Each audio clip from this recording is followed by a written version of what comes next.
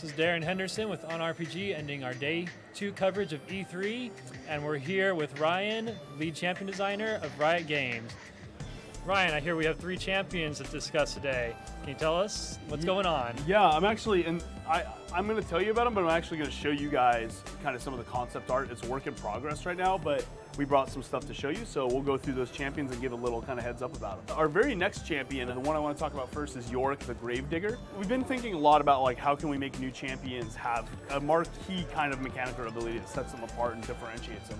What we realized, we really didn't have a guy that's about minions. Yorick is a melee DPS, and then the ghouls all augment his abilities. All the rituals have an immediate effect that plays when he casts a spell, and then it summons a minion of a specific type behind to do some persisting effect for a short duration, and then dies on its own. And the minions last about 4 seconds currently. I'll probably go up a little bit, but it's going to be a very short duration. So it's, you know, up, death, down, that kind of thing. Our next champion is Leona the Radiant Dawn.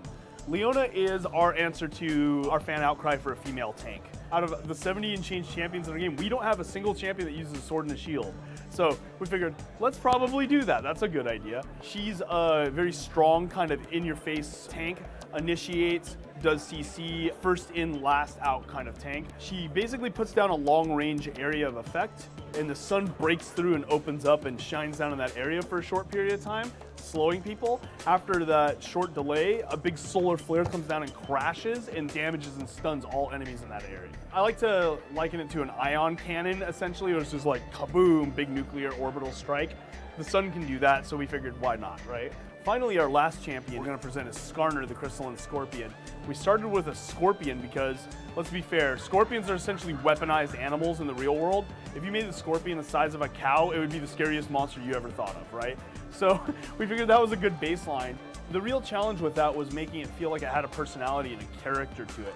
It felt more like a really cool monster you would fight to get gold out of the jungle, and not like a character you wanted to go be for 30 minutes. We kind of rebooted that. We made him into more of a monstrosity that's kind of from a different place entirely. Him and his entire little clan are crystal scorpions.